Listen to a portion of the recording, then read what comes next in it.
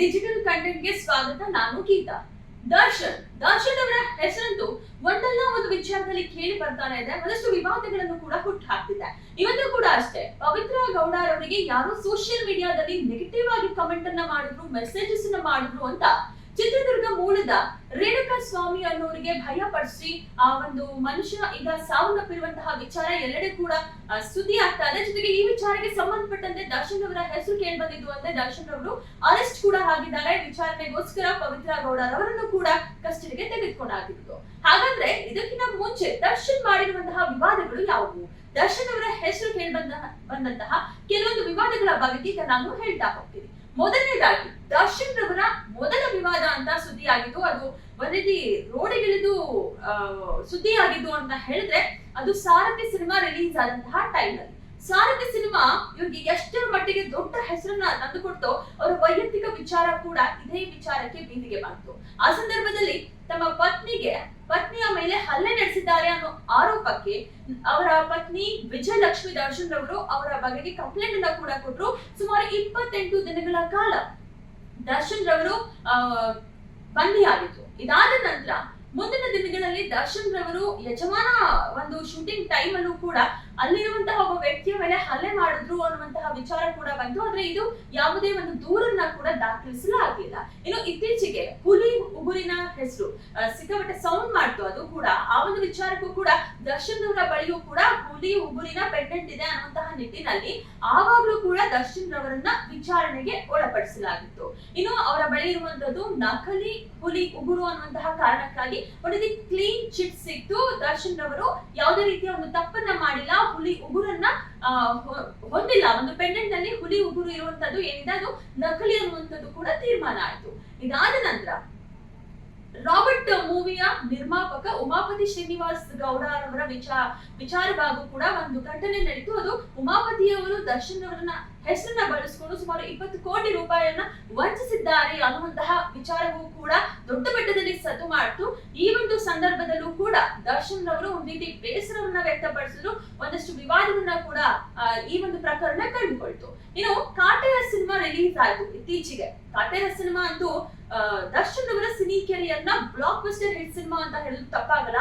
ಸುಮಾರು ಕನ್ನಡದ cinema pan India ಸಿನಿಮಾಗಳಿಗೆ ಸೆಟ್ಟು ಹೊಡೆದು 200 ಕೋಟಿ ಕಲೆಕ್ಷನ್ ಅನ್ನ ಮಾಡ್ತು. ಈ ಒಂದು ಸಂದರ್ಭದಲ್ಲಿ ಆ ಒಂದು ಸಕ್ಸಸ್ ಮೀಟ್ ನ ಸೆಲೆಬ್ರೇಟ್ ಮಾಡ್ಬೇಕಲ್ವಾ, ಆ ಒಂದು ಸಮಯದಲ್ಲಿ ದರ್ಶನ್ ಅವರು ತಮ್ಗೆ ಅನ್ಸಿದ್ದನ್ನ ಮಾತಾಡಿದ್ರು. ಅದೇನಂದ್ರೆ ಆಗಷ್ಟೇ ಕೆಲ ದಿನಗಳ ಹಿಂದೆ ಪವಿತ್ರ ಗೌಡ ಹಾಗೆ ವಿಜಯಲಕ್ಷ್ಮಿ ಅವರ ಮಧ್ಯೆ ಒಂದು ಕೋಲ್ಡ್ ವಾರ್ ನಡೀತು.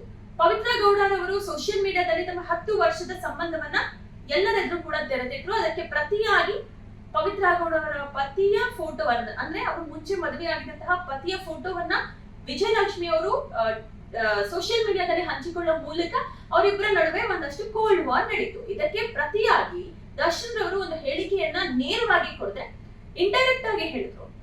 ಅದು ಹೆಣ್ಣಿನ ಬಗ್ಗೆ ಒಂದ್ ರೀತಿ ಅವಹೇಳನಕಾರಿಯಾಗಿ ಮಾತನಾಡಿದ್ದು ಅನ್ನುವಂತಹ ನಿಟ್ಟಿನಲ್ಲಿ, ಅಂದ್ರೆ ನನ್ನ ಸೆಲೆಬ್ರಿಟೀಸ್ ಇದ್ರೆ ನಮ್ಗೆ ಸಾಕು, ಯಾವಳಿದ್ರೇನೋ ಆ ರೀತಿಯ ಒಂದು ಮಾತುಗಳು ಏಕವಚನದಲ್ಲಿ ಇತ್ತು. ಜೊತೆಗೆ ಮಹಿಳೆಯ ವಿಚಾರದಲ್ಲಿ ಈ ರೀತಿ ಮಾತನಾಡಿದ್ರು ಅಂತ ಮಹಿಳಾ ಆಯೋಗಕ್ಕೂ ಕೂಡ ದೂರನ್ನ ನೀಡಲಾಗಿತ್ತು. ಈ ಸಂದರ್ಭದಲ್ಲಿ ಅಷ್ಟೇ ಅಲ್ಲ, ರಾಬರ್ಟ್ ಸಿನಿಮಾ ಆದ್ಮೇಲೆ ಕಾಟೇರ ಸಿನಿಮಾ ಮಾಡ್ಬೇಕು ಅಂತ ಉಮಾಪತಿ ಅನ್ಕೊಂಡಿದ್ರು.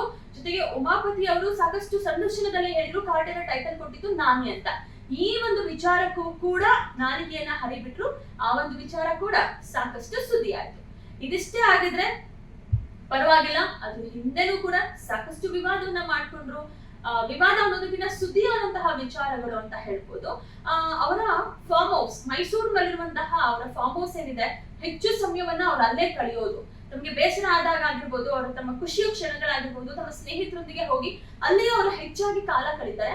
ಅಲ್ಲಿ ಒಂದು ಪಕ್ಷಿಯನ್ನ ಅವರು ಸಾಕಿದ್ದು, ಆ ಪಕ್ಷಿಗೆ ಲೈಸೆನ್ಸ್ ಅನ್ನ ಕೊಡದೆ ಅವರು ಇಲ್ಲಿಗೆ ತಂದಿದ್ದಾರೆ ಅನ್ನುವಂತಹ ನಿಟ್ಟಿನಲ್ಲಿ ಅರಣ್ಯ ಇಲಾಖೆ ಕೂಡ ಒಂದು ಕಂಪ್ಲೇಂಟ್ ಅನ್ನ ಕೂಡ ಆ ಒಂದು ಇನ್ವೆಸ್ಟಿಗೇಷನ್ ಅನ್ನ ಕೂಡ ಮಾಡ್ತು. ಈ ಒಂದು ವಿಚಾರಕ್ಕೂ ಕೂಡ ದರ್ಶನ್ ವಿಚಾರಣೆಗೆ ಒಳಪಟ್ರು. ಸೊ ಇಷ್ಟೆಲ್ಲಾ ವಿವಾದಗಳು, ಇಷ್ಟೆಲ್ಲಾ ವಿಚಾರಗಳು ದರ್ಶನ್ ರವರ ವಿಚಾರವಾಗಿ ಕೇಳಿ ಬರ್ತಾನೆ ಇತ್ತು. ಆದ್ರೆ ಈಗ ಪರಿಸ್ಥಿತಿ ಒಂದ್ ರೀತಿ ಬಿಗಡಾಯಿಸಿದೆ ಅಂತ ಹೇಳ್ಬೋದು. ಯಾಕಂದ್ರೆ ಇಷ್ಟು ದಿನಗಳ ಕಾಲ ಅಭಿಮಾನಿಗಳು ಅವರಿಗೆ ಸಪೋರ್ಟ್ ಮಾಡ್ತಾನೆ ಬಂದ್ರು. ಆದ್ರೆ ಈಗ ಅಭಿಮಾನಿಯನ್ನ ಭಯ ಪಡಿಸೋದಕ್ ಹೋದ್ರು ಅಥವಾ ನಿಜವಾಗ್ಲೂ ಬೇಸರ ಪಟ್ಟು ಸುಪಾರಿಯ ರೀತಿ ಕೊಟ್ಟು ಏನೋ ಮಾಡಕ್ ಹೋಗಿ ಮತ್ತೊಂದು ರೀತಿಯ ಫಜೀತಿ ಆಯ್ತು ಅನ್ನೋ ಗೊತ್ತಿಲ್ಲ.